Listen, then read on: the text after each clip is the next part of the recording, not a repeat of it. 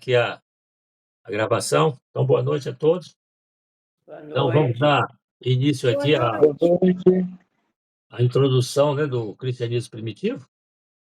Nós estamos aqui no módulo 2, na aula 2. Hoje nós vamos falar o Ato dos Apóstolos e as cartas paulinas. Aí vai envolver a missão paulina, conflitos e formação de comunidades. A gente vai ver aí as dificuldades que tiveram para formar as primeiras comunidades cristãs. Então, o que é que nós vamos achar aqui primeiro? No Ato dos Apóstolos e as Epístolas Paulinas. O livro de Atos, né, e as cartas de Paulo, ele oferece perspectivas complementares sobre a expansão do cristianismo primitivo. Não são exatamente iguais. Tem grandes diferenças entre os feitos de Paulo em Atos e o que ele descreve nas suas cartas, né? Aí, quando você vai estudar qual o crédito que você vai dar dos atos dele, contado por Lucas ou por ele mesmo em suas cartas. Então, aí vai depender do que se está divulgando em termos de fé. Então, por exemplo, quando se fala da conversão de Paulo, como tem um impacto maior, aquela estrada de Damasco, então o pessoal não fala a versão de Paulo, porque não tem, só fala a versão de Lucas. Nós vamos ver isso posteriormente. Como que contribuíram para a expansão do cristianismo. Então, apesar de ter o mesmo objetivo, que é narrar a história da Boa igreja noite, povo. primitiva, apresentam características distintas em estilos, focos e propósitos, né, que a gente vai ver agora. Aí tem essa diferença aqui, vamos falar a carta de Paulo, a epístola de Paulo. Tem esse caboclo aqui, não sei se a pronúncia é Brodus, David Haley. Ele tem esse livro aqui, Introdução ao Estudo do Novo Testamento. Acho que eu coloquei lá nas referências. E ele cita esse Adolf Deismann. Em 1910, ele fez um estudo usando Cícero, que foi um senador romano, como referência, para fazer a distinção do que seria uma carta e uma epístola naquela época. E, segundo ele, o Deismann, uma carta era dirigida a um destinatário a fim de dar notícias, resolver problemas. Não havia outra intenção a não ser a comunicação pessoal. É como hoje, se você manda uma carta, a carta ela serve para mandar uma informação para uma pessoa. Agora, a epístola, ela tem a mesma estrutura da carta, agora tem a intenção, uma finalidade, né, de expressar ao público e divulgá-la, a fim de fazer conhecido o seu teor. Então, por exemplo, quando um rei mandava lá uma epístola, o cabo abria lá, era para todos ouvirem. Então, a epístola é a mesma forma de uma carta, mas com a intenção de ser lida em público. E a carta é particular. E ele conclui o Dasman, que Paulo escreveu cartas e não epístolas. Quando ele escrevia para quem estava à frente da comunidade. Não era para ser lida para a comunidade.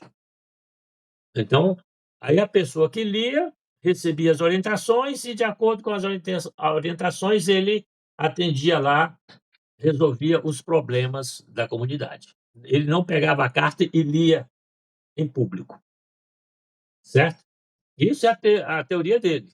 Não quer dizer que seja correta, mas é o que ele chegou a essa conclusão. Aí, a diferença entre carta e epístola não tem nenhuma, né? Tanto faz, só para a gente ter essa curiosidade, certo? Bem, então vamos lá, no Atos dos Apóstolos. O Atos dos Apóstolos é uma narrativa histórica. Tem um conceito de documento imaginário. Documento imaginário, ele faz parte das estruturas narrativas para dar profundidade e mais embelezamento ao texto, né? E através desse documento imaginário, a gente tira mais ou menos a ideia de como que era e qual a intenção do autor naquele momento. Então, o Atos dos Apóstolos, ele é um livro narrativo atribuído a Lucas e que dizem que era parte do evangelho, né. O evangelho de Lucas vem primeiro, depois vem João e depois que vem Atos. Mas disseram que antes os 2 eram uma peça só, né, formava um livro só. Então, o Atos vai contar a história da igreja primitiva, começando com a ascensão de Jesus, né. Jesus passa 40 dias entre eles, o evangelho termina lá na caminhada lá do Emaús, e a ascensão de Jesus e o Pentecostes, que é os efeitos lá do Espírito Santo, sobre os apóstolos, né. E vai contar os feitos, principalmente de Pedro e Paulo, mais de Paulo do que de Pedro. E o livro mostra como o evangelho se espalhou do judaísmo para as nações pagãs, as gentias, enfatizando o papel do Espírito Santo. Então, como que o Espírito Santo atuou para que a igreja crescesse, os ensinamentos de Jesus se prosperassem dentro das comunidades. E a narrativa é rica em detalhes e utiliza a linguagem acessível, dentro de um contexto com milagres, anjos e espíritos, com o objetivo de inspirar e motivar os primeiros cristãos. Então, se você contar uma história que não tiver muitas alegorias, vai perder o sentido para quem não sabe ler, né. Você está contando uma história, então ele escreve e as pessoas liam em voz alta. Então, quando tem história de milagre, de anjos, né, fica mais fácil quem está ouvindo ficar motivado a continuar ouvindo. É uma estratégia literária. E o livro se concentra na comunidade cristã primitiva, em suas experiências, desafios e triunfos. Quer dizer, é logo após a morte de Jesus que o livro procura dar o seu contexto. Agora, as cartas de Paulo. As cartas de Paulo compõem uma coleção, né, de correspondência destinada a diversas comunidades cristãs e indivíduos. Paulo escreveu suas cartas para instruir, corrigir e encorajar. Eu não coloquei aqui quais são as autênticas, as semi-autênticas e as definitivamente que não são aceitas, como de Paulo. Mas Paulo tem mais da metade do Novo Testamento é atribuído a Paulo. Os feitos de Paulo, que é do Atos, e as cartas de Paulo. Nós não vamos ver aqui quais são as verdadeiras e quais são as falsas, só descrever realmente o contexto atribuído a Paulo.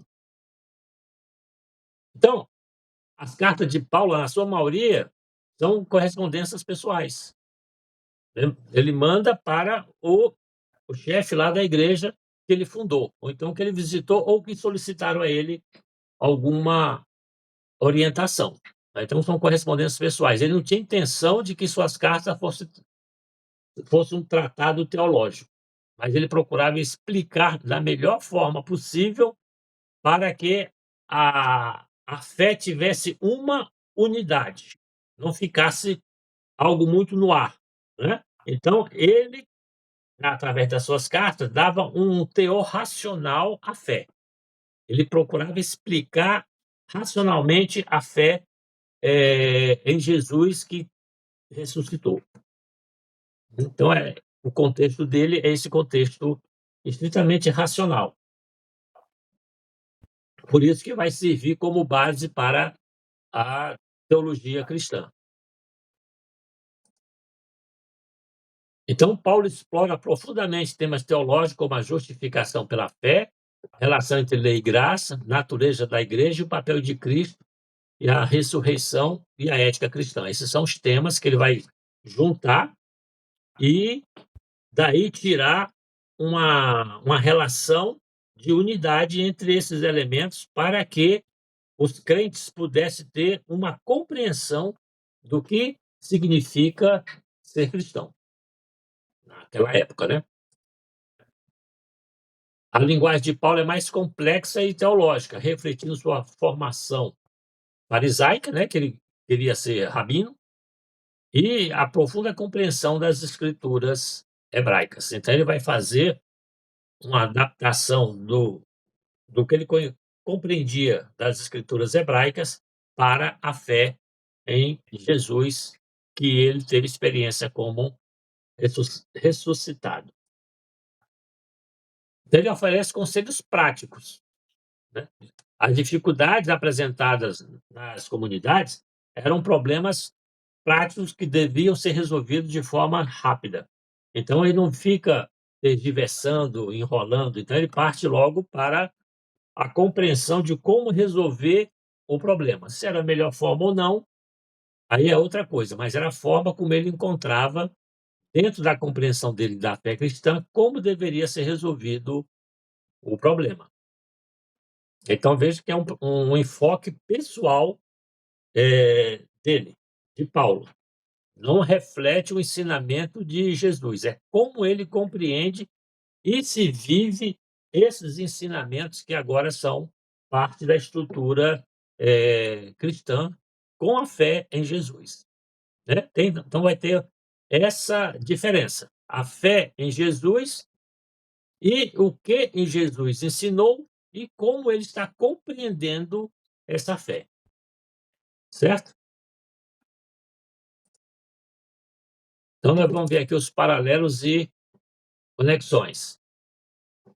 A convergência de personagens. Então observe, Atos e as cartas de Paulo convergem na figura de Paulo, cuja atividade missionária e desafios são narrados em Atos, enquanto suas cartas complementam essa narrativa com informações teológicas e práticas. Enquanto que em Atos fala de Paulo de uma forma mais ampla e dando um caráter mais, vamos dizer assim, esse amplo quer dizer que não fala os detalhes da vida dele, as dificuldades que ele passou, mas sim como que as outras pessoas combatiam os ensinamentos de Paulo. E as cartas de Paulo são problemas internos, os problemas que ele vivia com os outros apóstolos e com as comunidades. Então, um é macro e ele está mais no micro, né? Porque a função da carta é justamente essa. Então, tem essa continuidade histórica. Atos fornece contexto histórico que dá vida às cartas de Paulo. Entretanto, existe divergência entre as cartas paulinas e os livros de Atos. Até aí, está tranquilo? Você está? Então, vamos avançar. Se vocês não falarem muito, vai passar rápido. Aí nós vamos ver o papel do Espírito Santo em Atos e nas cartas de Paulo. Vocês vão lembrar que o Espírito Santo aparece como uma pomba, lá na hora que o João vai batizar Jesus. E lá em Marcos, ele vai dizer que aparece uma voz em formato de pomba, esse é meu filho querido, amado, alguma coisa nesse sentido. Então, o Espírito Santo ele desempenha um papel central, né, e transformador, tanto no livro de Atos quanto nas cartas de Paulo. Veja que ele não fala muito ele fala de Jesus, mas a atuação é através do Espírito Santo. Por quê? Porque o Espírito Santo é o agente ativo de Deus que impulsiona a expansão do cristianismo e capacita os crentes para a vida cristã. Porque ele estava esperando Jesus, a volta de Jesus. Quando Jesus morre, Jesus fala que vai deixar um paráclito,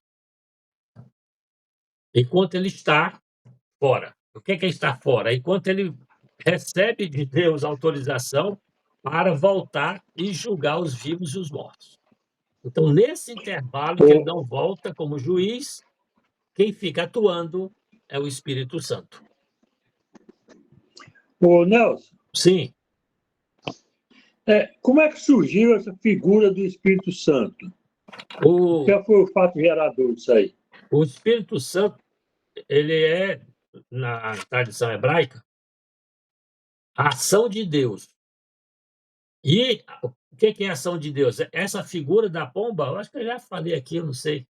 Não é uma pomba, é uma ave marinha. A comparação que eles fazem é que a ação de Deus, o olhar de Deus sobre a criação é tão atento quanto uma ave marinha procurando peixe.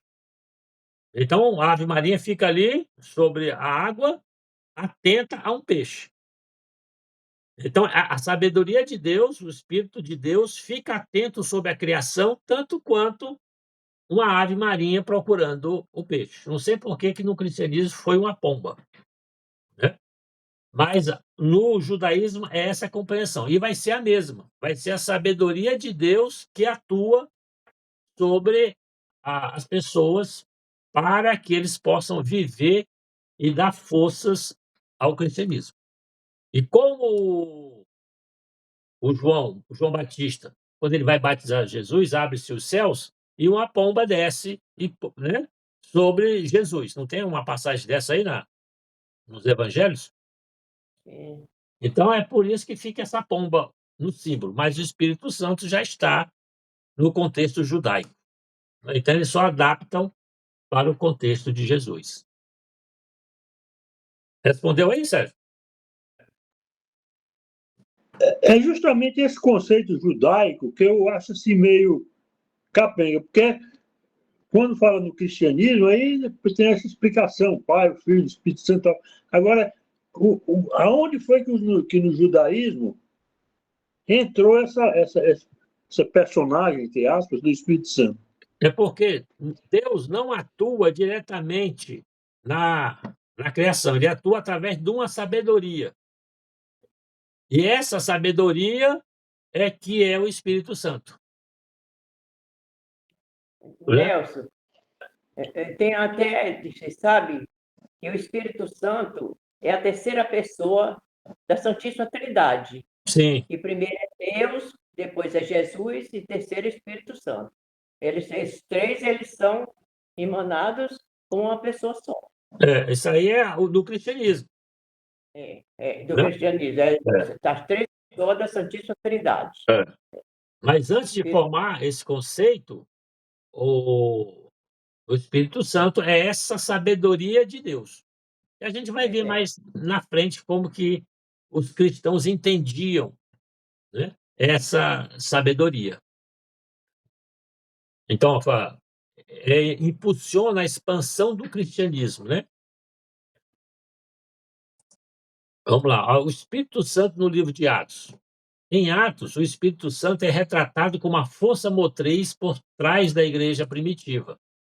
Então, em Pentecostes, então veja, o Espírito Santo desce sobre os apóstolos no dia de Pentecostes e eles começam a falar em línguas e se proclamar o evangelho. Veja que é uma sabedoria que desce. Né? Qual a ideia? A ideia é, poxa, os apóstolos não sabem nada. Não tem sabedoria, não tem como divulgar o evangelho porque eles não têm conhecimento de nada, são pescadores. Aí vem o Espírito Santo, que é a sabedoria de Deus, e os capacita a falar os ensinamentos de Jesus para as diversas culturas, representadas naquele monte de países que estão lá no dia de Pentecostes, lá em Jerusalém. Então veja que já tem uma ideia de sabedoria que era já vinda do judaísmo. Certo? E Lucas retrata isso de uma forma cinematográfica. É um negócio, trovões, ventos, línguas de fogo e tudo mais. E essa mesma força, o Espírito Santo, ele vai dar condições para que haja curas e exorcismos. Também ele concede aos apóstolos o poder de realizar milagres, como curas e exorcismos, demonstrando o poder de Deus e atraindo multidões para a fé. Como o caso de Pedro, que faz o milagre lá do aleijado que está em frente ao templo e não pode andar. Aí ele pede ouro, né? Prata e fala, não tem ouro nem prata, mas o que recebi de graça vos dou. Aí manda ele levantar e ele anda. Então, quer dizer, essa ação do Espírito Santo é que faz com que o cristianismo se difunda e as pessoas passem a acreditar com maior intensidade na ação do Espírito Santo, que vai criar mais tarde condições para se conhecer e identificar quem é cristão ou não através da ação do Espírito Santo. Até aí, tudo bem? Ou seja, no caso das curas aí, como está falando, né? Ele queria mostrar que aquilo que, como o povo não entendia, era ignorantes com relação à cura, de que existia essa força maior, que era Isso, a força de Deus. exatamente. Não era, por exemplo, o magnetismo daquele que seria o Não, curador, era a força de Deus. a força de Deus. Ele estava com Deus verdadeiro. No mundo pagão, veja o que isso significa, né? Significa que os outros não tinham condições de realizar aquilo que eles estavam realizando, É, né? Então, tem esse. entendi. Em Lucas, tem esse aspecto apologético. Então, na expansão da igreja, né, o Espírito Santo guia os apóstolos em suas viagens missionárias, abrindo portas e preparando caminho para a pregação do evangelho. Então, o Pedro está preso lá, aí um anjo vem e abre as grades lá, as portas da prisão, faz os guardas adormecerem. Veja que é um negócio bem cinematográfico, né? Bom, e, ou seja, ele está dizendo que o Espírito Santo está conduzindo realmente para onde que a os apóstolos devem ir e como fazer. Aí tem uma passagem lá em Paulo, que Paulo queria ir para outro lugar. Aí aparece um mancebo lá para ele, um espírito, diz: não, você não vai para lá, não, você vai para outro canto. Aí manda ele para Macedônia, se não me engano. Então, tudo isso são formas de contar para as pessoas a ação do Espírito Santo dentro da igreja. Quer dizer, não são eles que querem, estão só obedecendo uma ordem maior que a ordem de Deus.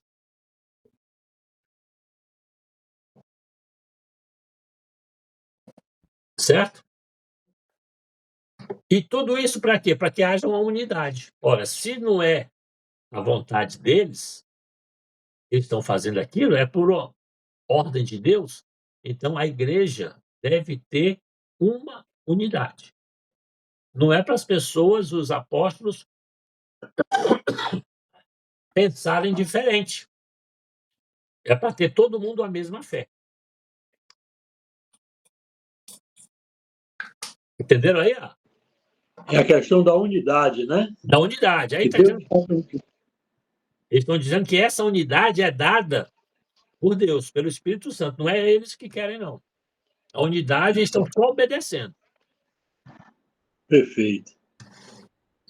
Então, veja que tudo, nada é assim, gratuito, né? Existe uma intenção por trás de cada coisa que eles escrevem, cada texto, cada parágrafo, que é para mostrar aos ouvintes lá que a força do Espírito Santo, essa sabedoria divina, está conduzindo a igreja. Isso em Paulo. Agora, o Espírito Santo em Lucas, o Espírito Santo nas cartas de Paulo, né? Então, nas cartas de Paulo, o Espírito Santo é apresentado como o selo da salvação e o agente da santificação. Esse selo da salvação é o selo mesmo, aquele original. Não tem um. Vai comprar alguma coisa que vem com selo de originalidade? Tá, então quem tem o selo da salvação está marcado pelo Espírito Santo.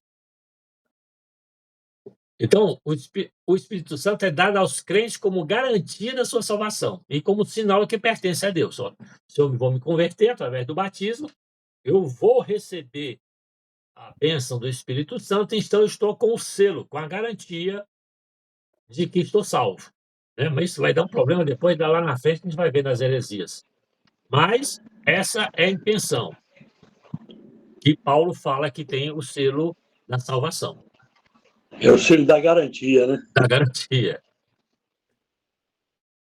A santificação. O Espírito Santo capacita os crentes a viver uma vida santa e a resistir à tentação.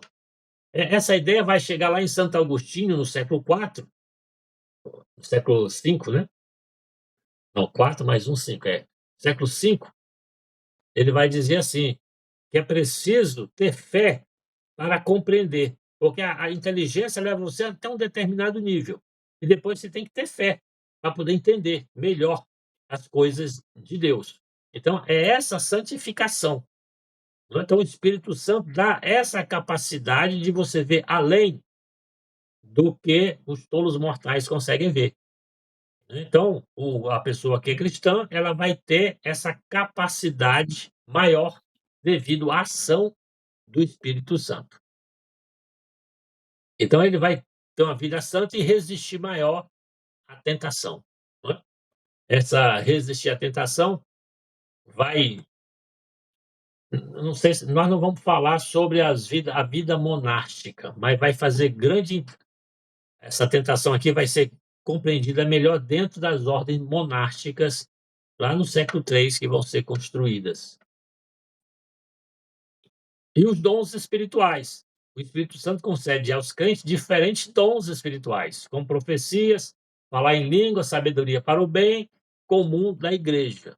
Então veja que é a ação de Deus dando instrumentos para que os crentes, os cristãos, possam continuar a sua missão. Mas lá na frente o negócio vai virar um caldeirão de problemas, né? Quando a carta aos Coríntios, a primeira carta aos Coríntios, é justamente sobre isso aqui que o pessoal está confundindo tudo. E o Espírito Santo gera uma nova vida nos crentes, transformando-os à imagem de Cristo. Porque quando chega no batismo, e o batismo naquela época era todo mundo adulto, né? Lavava os pecados. Aí eles falavam, mas a água não lava pecado. Então, como é que o catecúmeno, né? É aquele que ia iniciar a vida cristã, né? Os catecumenato. Como é que eles vão, os neófitos, né? Porque é mais fácil. Eles vão ser lavados se a água, a gente encontra água em qualquer canto. Se qualquer um chegar e lavar, vai dizer que está purificado. Ele vai dizer, não, mas na hora do batismo, a água que lava é a água do Espírito Santo. Não é só a água, é a ação do Espírito Santo que vai, simbolizado pela água, lavar os pecados. E abençoar. Entenderam aí o esquema? Aí vai ficar essa água aí na imagem cristã do batismo. Aí uma comparação entre Atos e Paulo. Características, Atos e Paulo. O foco de Atos é a ação exterior do Espírito Santo na expansão da igreja. E em Paulo, é a experiência interior do Espírito Santo. Então, a pessoa vive mais, sente mais. E em Atos é como que ela levou as pessoas a expandir a igreja. Em Atos, o Espírito Santo age através de milagres, né? Dons para poder ganhar terreno. E em Paulo é a santificação, dons espirituais, falar em línguas, tal, tudo mais, para o bem da comunidade, para a vida interior de cada um. E qual o papel? É agente da evangelização e da construção da igreja, em Atos. E em Paulo, selador, santificador e guia do crente. Entenderam aí essas principais diferenças aí, por enquanto? Tem alguma É pergunta? que nos Atos dos Apóstolos ele expandia, né? Isso. Nas cartas de Paulo, não, era restrita, era uma questão pessoal. Pessoal, para aquela comunidade mesmo. Isso. Foi bem, então eu vou parar aqui.